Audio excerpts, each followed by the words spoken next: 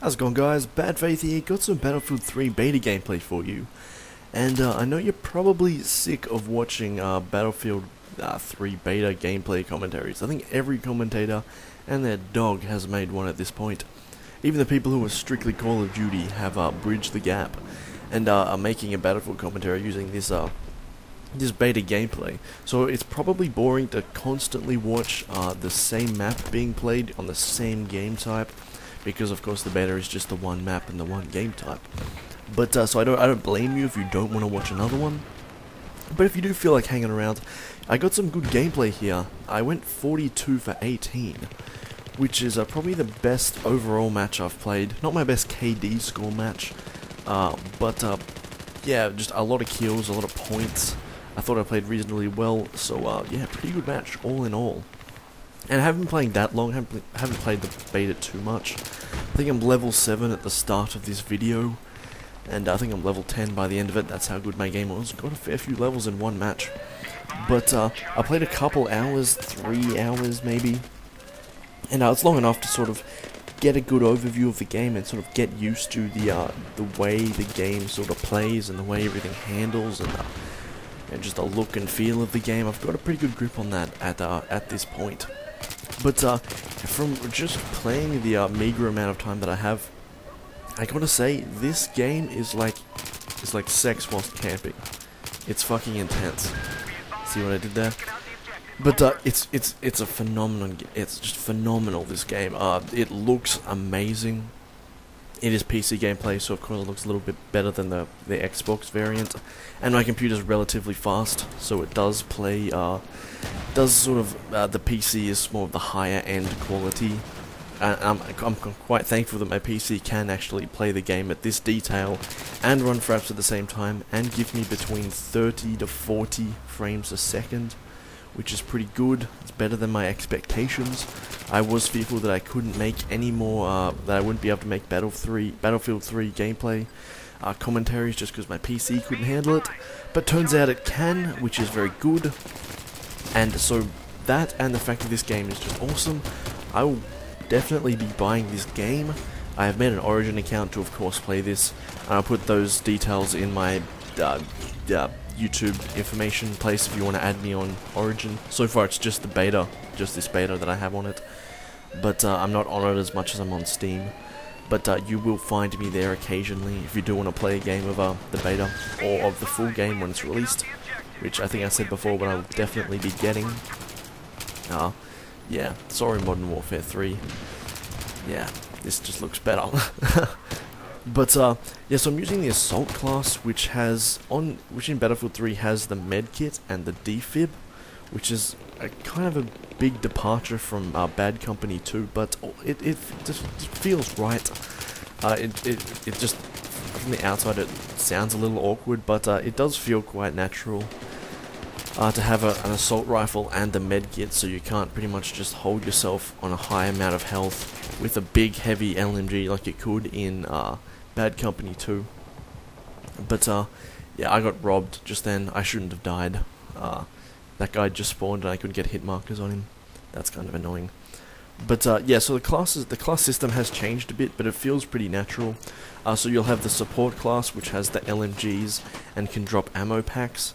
And the engineer, of course, has their fixing tool for vehicles and a rocket launcher to, you know, blow up vehicles or just noob out and tube infantry, which a lot of people have been doing, unfortunately.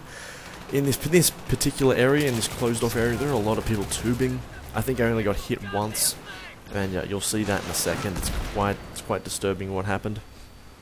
But and then there's of course the sniper class or the scout class.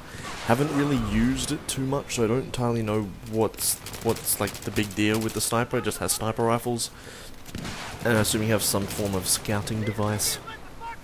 But I have pretty much only used the assault, and that's just because I want to sort of explore all the weapon attachments you can get. So I've just used the one gun, which is the M16, which is one you see me using now. I've just been using that and its Russian equivalent, which is the AK-74M, I think. Don't quote me on that.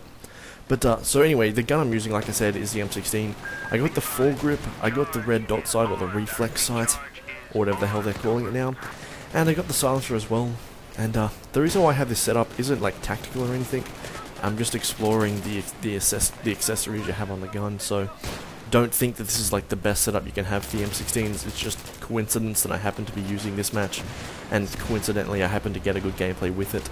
Like, don't read too much into that. This is the, yeah, rocket death, which is quite disturbing. Yeah, so there has been a lot of people using the rocket launcher. I'm not entirely sure why. They just like griefing people, apparently. Yeah, those people just suck at life, I guess. I don't know. But, yeah, so I have cut this video around a little bit. I think the whole gameplay is like 23 minutes long. Way too long for a YouTube video. So I think I've like cut two sections out. Either, I'm not entirely sure why I cut them out. I guess I died a lot, or it was just slow gameplay. But, yeah, I wish I kind of remembered why in hindsight. But anyway, back to the guns. So you do, when you're unlocking like accessories for your gun, you unlock them based on the gun itself. So all my unlocks for the M16 won't carry over and become unlocks for the Russian equivalent, the AK-74M. I'll have to use the AK-74M specifically to gain those unlocks for that gun, even though I think the unlocks themselves are pretty much exactly the same. Besides just looking slightly different, you will have to actually use the AK-74M to unlock those things. They won't just carry over from other guns.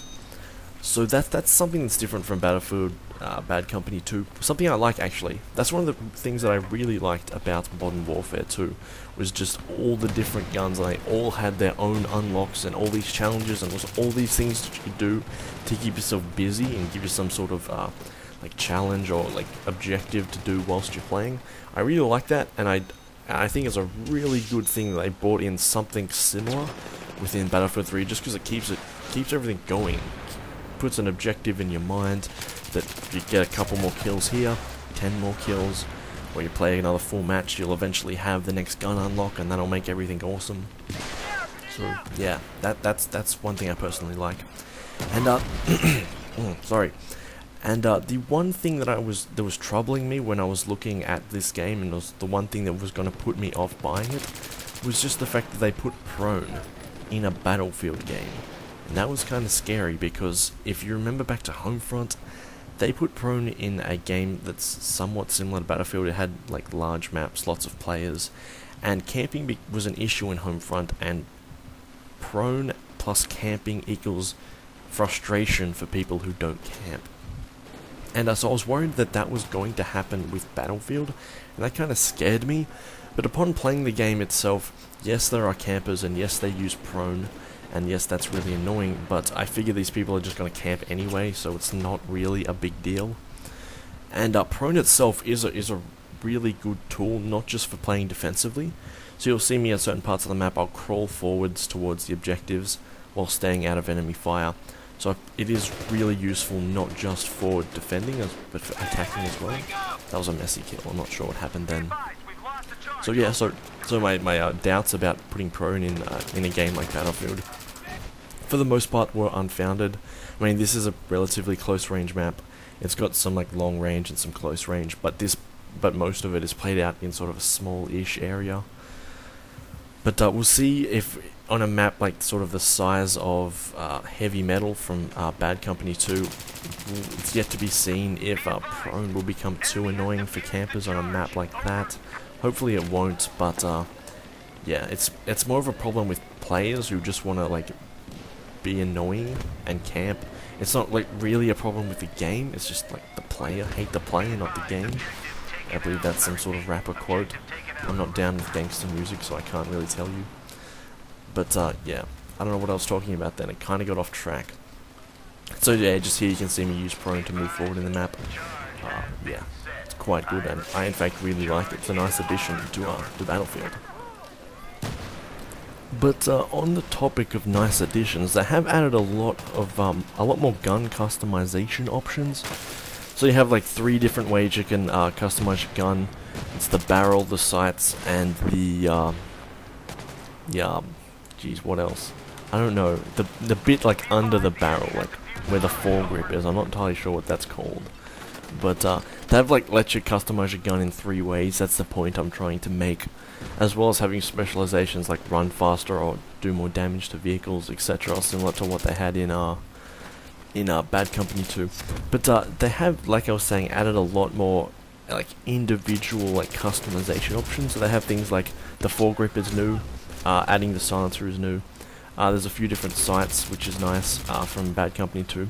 There's also things like laser pointers, like laser sights, and like tactical flashlights, which are sort of like attached to the front of your gun, and they blind people at close range, so like shine a flashlight in their eyes and they can't see, which is kind of like quirky, and I think it's like somewhat unique to Battlefield 3. It's kind of annoying, like it's really annoying, but it's kind of like a fun little addition that they haven't had before.